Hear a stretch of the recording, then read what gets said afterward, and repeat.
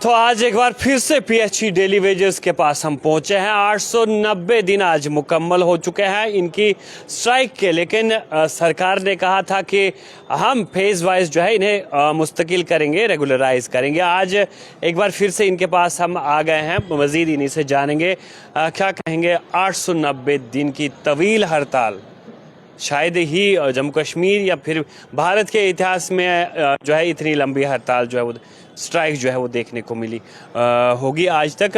क्या कहेंगे जिस तरह से सरकार ने आश्वासन दिया कि आपको मुस्तकिल कर लिया जाएगा? सबसे पहले तो आपके चैनल का बहुत बहुत धन्यवाद, और दूसरा जैसे आपने खुद ही जिक्र कर दिया कि ये इतिहास में कहीं भी ऐसा नहीं हुआ, तो हम तो इसे एलजी साहब की एक बहुत बड़ी अचीवमेंट मानते हैं और केंद्र में बैठी हुई मौजूदा सरकार की ये बड़ी बड़ी अचीवमेंट है, क्योंकि वो अक्सर कहते हैं कि हमने जम्मू कश्मीर को नया जम्मू कश्मीर बनाया है। और उस नए जम्मू कश्मीर की एक तस्वीर ये भी है कि पहली बार 890 दिनों से हम धरना प्रदर्शन पे हैं, लेकिन उसके बावजूद सरकार ने वादे बड़े किए, वादों की कोई कमी नहीं छोड़ी। जम्मू कश्मीर की कोई भी एडमिनिस्ट्रेटिव चेयर ऐसी नहीं है जिसने हमारे साथ वादा नहीं किया। छोटी से लेके डीसी, एडीसी से लेके एलजी तक सबने वादे किए। बस आपका मसला अंडर प्रोसेस है, अभी होने वाला है, लेकिन हुआ कुछ नहीं। और ये बड़ी अचीवमेंट, इसको मुझे लगता है गिनीज रिकॉर्ड्स ऑफ बुक्स में भी दर्ज करना चाहिए।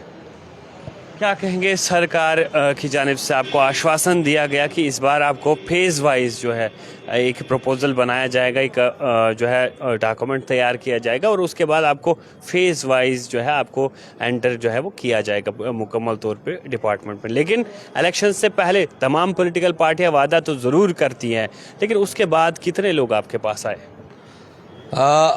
अभी तक तो हमारे पास कोई नहीं आया, लेकिन हमारे लोग जो मिनिस्टर्स बने हैं उनको लगभग बड़ी बार मिल चुके हैं। हर कोई अपने अपने तरीके से मिल रहा है।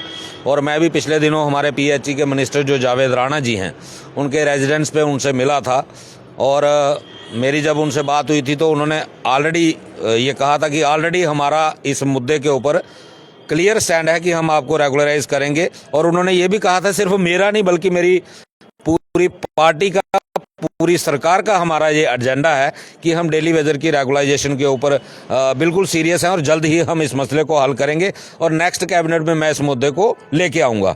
और उसके बाद हमें बहुत बड़ी उम्मीद थी, ये जो कैबिनेट अभी पिछले दिनों हुई है कि इस कैबिनेट के अंदर आएगा, लेकिन इन राइटिंग में तो कुछ नहीं आया। लेकिन मीडिया में ये खबर चल रही है कि डेली वेजर के मुद्दे पे डिस्कशन हुआ है। तो मेरी अपील है हमारे पीएचई मिनिस्टर साहब से भी, हमारे डिप्टी सीएम जो जम्मू से बिलोंग करते हैं, हमारे सतीश शर्मा जी कैबिनेट मिनिस्टर हैं जम्मू से, जो 3 मिनिस्टर हैं, मेरी इनसे ये अपील रहेगी कि 2014 में हमारे जो मौजूदा स्पीकर हैं राठौर साहब, जब ये फाइनेंस मिनिस्टर हुआ करते थे, तब एक रिपोर्ट बनी थी, कैबिनेट सब कमेटी थी, उमर अब्दुल्ला तब सीएम थे, इन्होंने ही कमेटी कॉन्स्टिट्यूट की थी। और उस कमेटी ने 24 अक्टूबर 2014 को एक रिपोर्ट सबमिट की थी जिसमें 61,011 लोगों को 3 हिस्सों में रेगुलराइज करने का जिक्र किया गया था। अनफॉर्चुनेटली उस वक्त मॉडल कोड ऑफ कंडक्ट लग जाने की वजह से वो मसला वहीं का वहीं रह गया। तो पिछले दिनों राठौर साहब ने एक स्टेटमेंट दिया था कि वो कैबिनेट सब कमेटी की रिपोर्ट आज भी कैबिनेट सेक्रेटरीट के अंदर पड़ी हुई है। तो मुझे लगता है अब ज़्यादा कहानियां करने की ज़रूरत नहीं है। उसी रिपोर्ट को उठा के उसमें 1-2 चीज़ों की कमी है, जैसे उसमें नीड बेसिस के लिए कुछ लास्ट पैराग्राफ में लिखा गया था कि नीड बेसिस जो होगा वो एज ए हेल्पर रेगुलाइज होगा और हेल्पर ही रिटायर होगा। तो उसमें थोड़ा बहुत चेंजिंग करके उस रिपोर्ट को ही इम्प्लीमेंट करने की ज़रूरत है। उसमें ज़्यादा कहानी है, जैसे अब सुनने में आ रहा है कि उसमें कुछ कमेटियां भी बनाई गई हैं, सभी डिपार्टमेंट के जो मिनिस्टर्स हैं उनको डायरेक्शन दी गई हैं कि अपने अपने डिपार्टमेंट के अंदर वेरीफाई करो।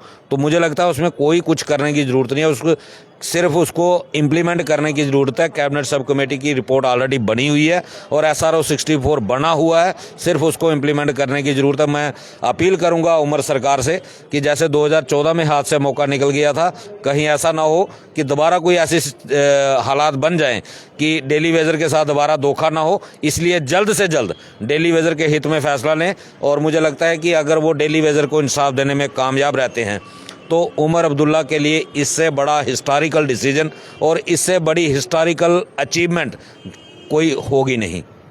गुज़िश्ता बरस या फिर इमसाल हम गर्मियों में जब आए तो आप इधर ही थे, अब मौसम सरमा भी आ गया है तो आप इधर ही हो।